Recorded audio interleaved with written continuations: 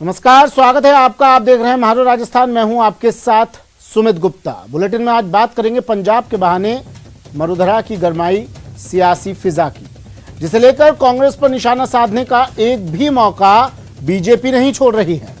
इसके साथ ही बात होगी शेखावटी में पर्यटन की बहार की, तो साथ ही दिखाएंगे कहां से रिश्तों को तार तार करने वाला मामला आया है, और साथ ही बात करेंगे प्रदेश की बदली आबो हवा की। इन तमाम खबरों पर बात करेंगे, लेकिन इस सबसे पहले बड़ी खबर इस वक्त की पंजाब पॉलिटिक्स से जुड़ी दिल्ली से बड़ी खबर आ रही है। चरणजीत सिंह चन्नी पंजाब के नए मुख्यमंत्री होंगे। कांग्रेस विधायक दल के नेता चुने गए हैं चन्नी। पंजाब कांग्रेस प्रभारी हरीश रावत ने इसका ऐलान कर दिया है। अमरिंदर सरकार में उद्योग मंत्री थे चरणजीत सिंह चन्नी, और अब सूबे की कमान संभालेंगे चन्नी। बड़ी खबर इस वक्त की, पंजाब कांग्रेस प्रभारी हरीश रावत ने ऐलान कर दिया है चन्नी के नाम का। अमरिंदर सरकार में उद्योग मंत्री थे चन्नी, और अब सूबे की कमान संभालने जा रहे हैं चरणजीत सिंह चन्नी। पंजाब के सीएम होंगे चन्नी।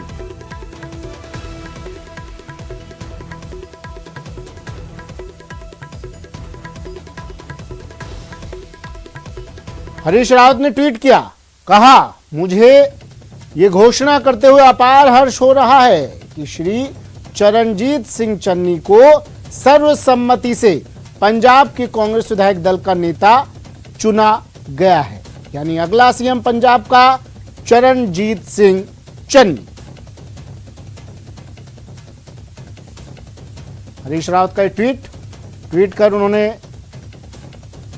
लोगों से, जनता से ये बात साझा की। कहा मुझे हर्ष हो रहा है ये घोषणा करते हुए कि चरणजीत सिंह चन्नी को सर्वसम्मति से पंजाब के कांग्रेस विधायक दल का नेता चुन लिया गया है। वहीं बीजेपी ने पंजाब घटनाक्रम के बाद मुख्यमंत्री अशोक गहलोत पर निशाना साधा है। उपनेता प्रतिपक्ष राजेंद्र राठौर ने कहा कि एक तरफ मुख्यमंत्री गहलोत पंजाब के घटनाक्रम को लेकर कैप्टन अमरिंदर सिंह से आग्रह करते हैं कि उन्हें आलाकमान का फैसला मानना चाहिए, वहीं दूसरी तरफ आलाकमान का फैसला राज्य में मानने को तैयार नहीं है।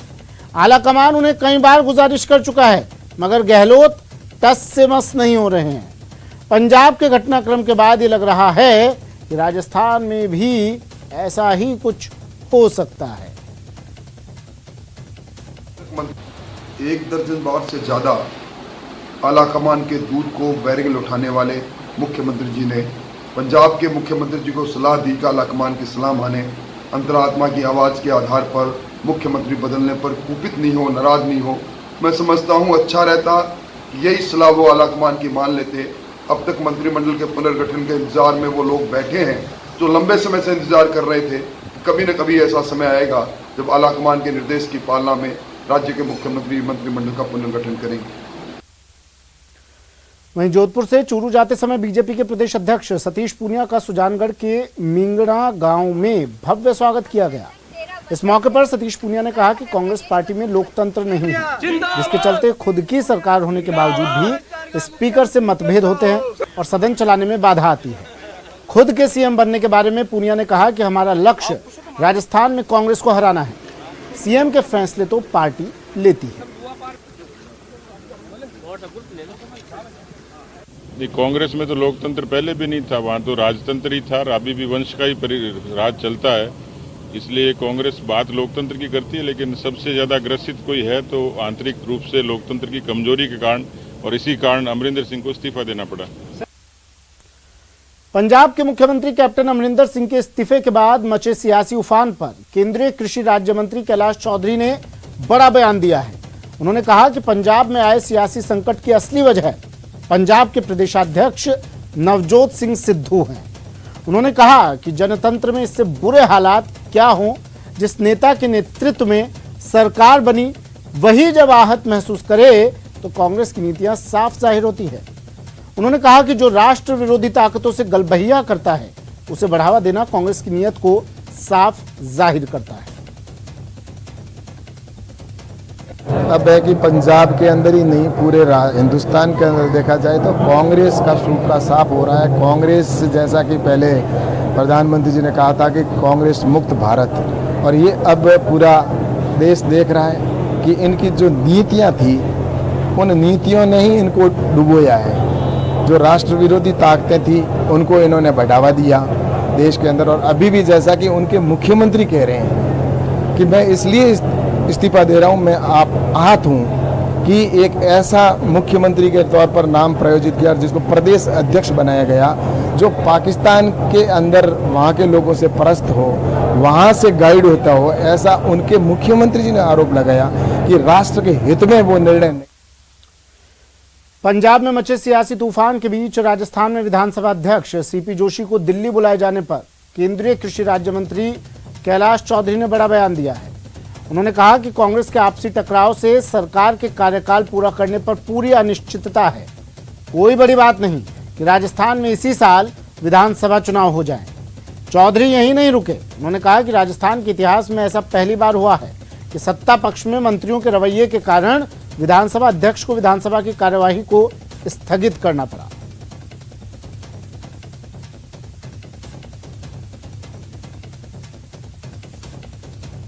किसानों के लिए संपूर्ण कर्जा माफ करेंगे, युवाओं को 3500 रुपये बेरोजगारी भत्ता देंगे। इस प्रदेश के अंदर लॉ एंड ऑर्डर की स्थिति बिगड़ेगी, सुधरेगी, लेकिन यहाँ न तो सुधरी, यहाँ उल्टा आदमी परेशान है, भ्रष्टाचार का आलम है। और ये सारा देखकर प्रदेश का व्यक्ति आज अपने आप को ठगा महसूस कर रहा है और निश्चित रूप से आने वाले समय के अंदर इसका जवाब मिलेगा। अब ये सरकार कितनी रहती है, चुनाव कब होंगे, ये तो अब 2023 में होंगे या 2022 में होंगे या 2021 में होंगे, अब होने चुनाव तय है। लेकिन इसके अंदर जनता इनको निश्चित रूप से जवाब देगी कि जो उन्होंने उस समय गलती की थी उसका इस चुनाव के अंदर परिणाम निश्चित रूप से भारतीय जनता पार्टी के पक्ष में। कल 5 दिन के दौरे पर कोटा पहुंचे लोकसभा अध्यक्ष ओम बिरला ने आज अपने कार्यालय में जन सुनवाई की। कई घंटों तक चली जन सुनवाई में न सिर्फ कोटा बल्कि हाड़ौती से भी लोग अपनी पीड़ा लेकर पहुंचे थे।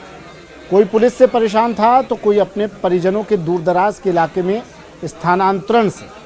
कई सामाजिक संस्थाओं ने अपने अपने इलाके की समस्याओं को लेकर लोकसभा अध्यक्ष को ज्ञापन सौंपा।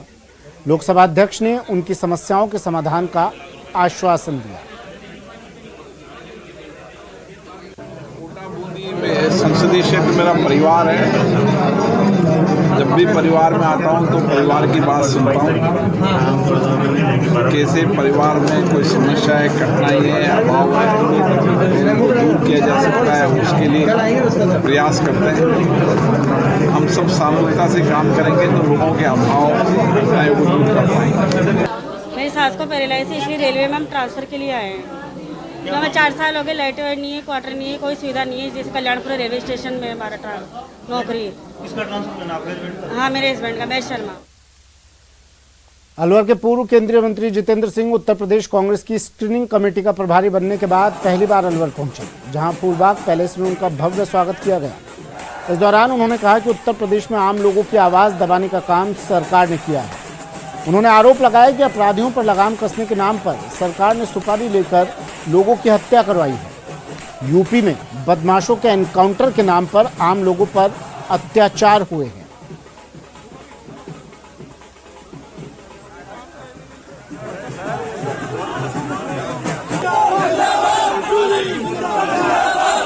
श्रीमती सोनिया गांधी जी को, कांग्रेस अध्यक्ष को देना चाहूँगा कि जो विश्वास उन्होंने मेरे ऊपर जताया है और एक बहुत ही बड़ी जिम्मेदारी मुझे दी है, उसके लिए मैं उनका बहुत बहुत धन्यवाद देता हूं और उनको वादा करता हूं कि पूर्ण निष्ठा के साथ मैं अपना काम करूंगा।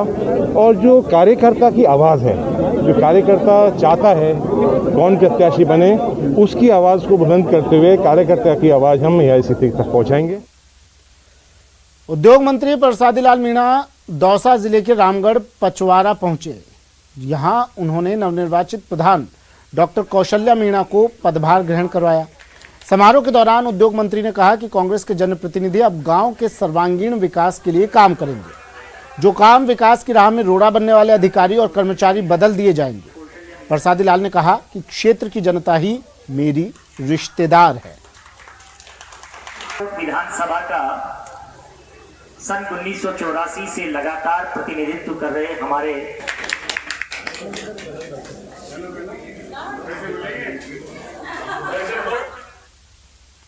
सीनियर स्कूलें खुलाई, वहाँ पर भी कोई कमरों की दिक्कत होगी, उनको भी हम दूर करेंगे। हमारे पास जो भी विकास का पैसा है, हमने 2 करोड़ रुपए अस्पतालों में लगाए। अभी एक्सरे मशीन, सीवीसी मशीन, सारी जगह हमने 2 करोड़ रुपए खर्च किए, जिससे हमारे अस्पतालों में गरीब आदमी की जांच, सोनोग्राफी, जयपुर जाएंगे तो 5-10 हजार का, 3-4 हजार तो घड़ियालों ले ले वो, 3-4-5 हजार वहाँ ले ले वो, 2-3 हजार डॉक्टर ले ले वो, उसके बाद यहाँ फ्री आपकी सोनोग्राफी, एक्सरे, डिजिटल एक्सरे।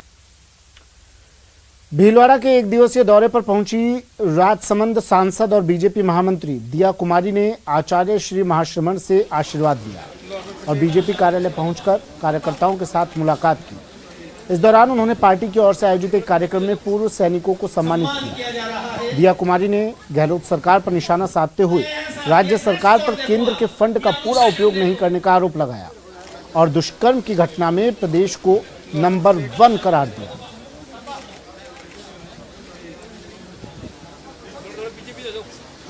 सम्मान किया जा रहा है।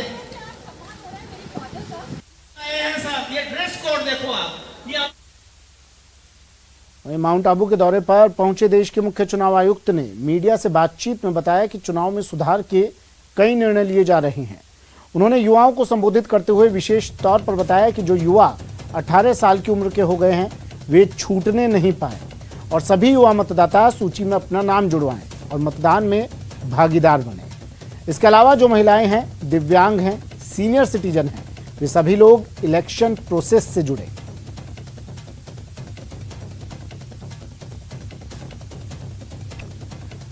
तो मुख्य चुनाव आयुक्त पहुंचे और यहां पर उन्होंने बातचीत की पत्रकारों से कहा कि काफ़ी सुधार किए जा रहे हैं चुनाव की प्रक्रिया में। मुख्य चुनाव आयुक्त ने बात कहा, साथ ही कहा, अपील की उन्होंने कि युवा मतदाता मतदान से जुड़े और महिलाएं भी वोटिंग में भागीदार बने।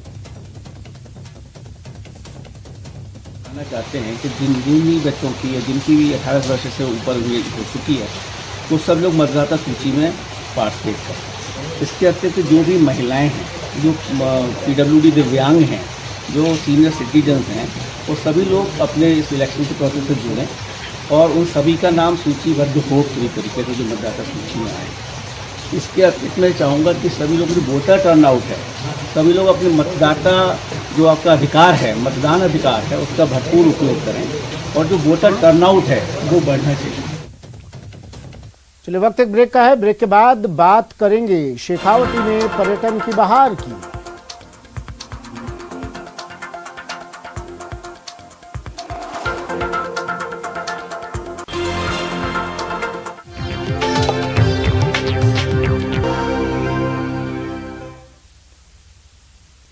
ब्रेक के बाद स्वागत है आपका। बढ़ते हैं अगली खबर की ओर। सीकर, चूरू और झुंझुनू में पर्यटन को बढ़ावा देने के लिए शेखावटी पर्यटन सर्किल विकास योजना को अंतिम रूप दिया जा रहा है। 100 करोड़ की लागत से बनने वाली इस योजना का ऐलान सीएम अशोक गहलोत ने बजट के दौरान किया था। ये रिपोर्ट देखिए।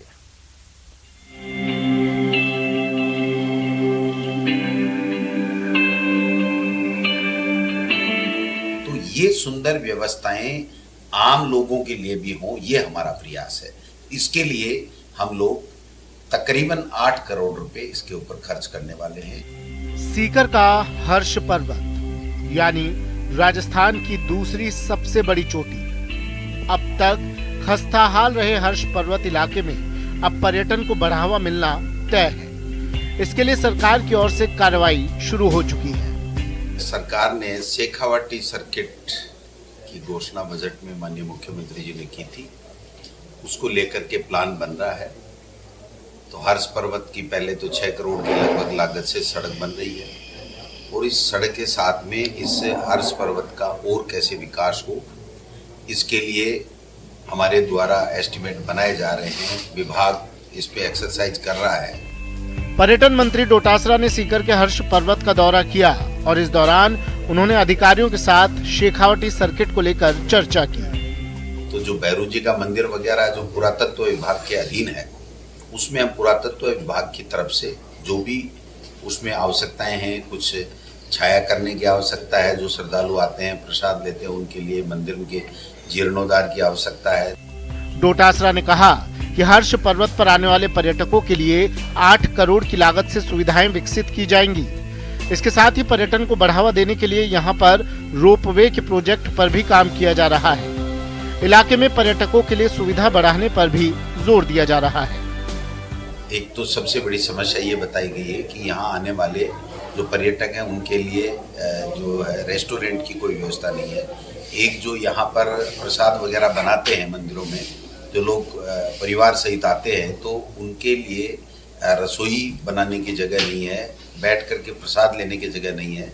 गाड़ियाँ आती हैं तो जो आपका मैं समझता हूँ पार्किंग जो है उसके लिए भी थोड़ी दिक्कत आ रही है। शेखावटी सर्किट का काम जल्द पूरा होने पर सीकर, चूरू और झुंझुनू जिलों में पर्यटन को बड़ी ताकत मिलेगी। बड़ी संख्या में पर्यटक पहुंचेंगे। यहाँ के कई पर्यटक स्थल अभी भी पर्यटकों को खूब लुभाते हैं, लेकिन सुविधाओं की कमी रोड़ा बनकर खड़ी हो जाती है। संदीप हुड्डा, न्यूज़ 18, सीकर।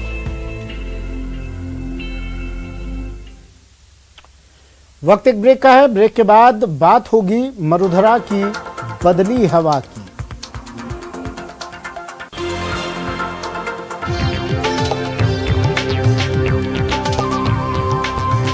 बैठक कुंभलगढ़ में 21 और 22 सितंबर को बैठक होगी।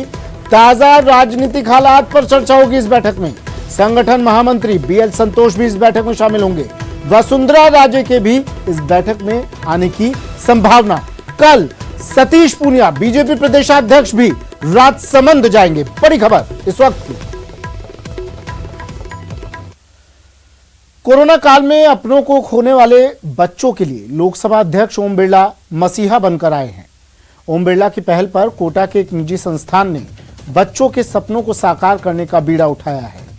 बच्चों को कोचिंग और स्कूलिंग के साथ आवास, भोजन की व्यवस्था भी फ्री उपलब्ध कराई जा रही है। इन्हीं बच्चों से आज लोकसभा अध्यक्ष ने मुलाकात की। बिरला ने कहा कि इन बच्चों के सपने को साकार करना हम सबकी जिम्मेदारी है और इस मुहिम को हम और आगे बढ़ाएंगे। परिवार जिनके परिवार में पिता नहीं रहे हो या माता नहीं रही हो या कोई भी कमाने वाला नहीं रहा, उन परिवार के बेटे और बेटियों को स्कूल शिक्षा से लेकर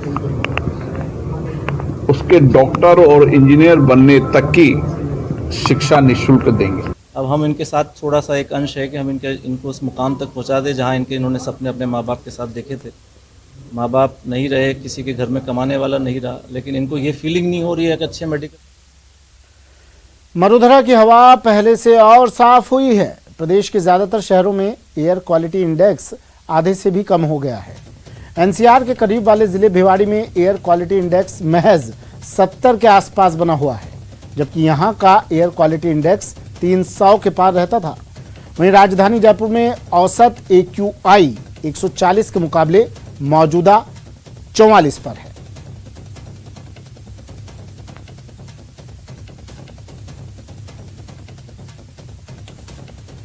मरुधरा की हवा में और ज्यादा स्वच्छता। AQI भिवाड़ी जिले में सबसे ज्यादा सुधार देखा गया है। प्रदूषण बहुत कम हो गया है। मरुधरा में हवा और ज्यादा स्वच्छ साफ हो गई है। AQI आधे से भी कम हो गया है। वक्त एक ब्रेक का, जल्द हाजिर होंगे।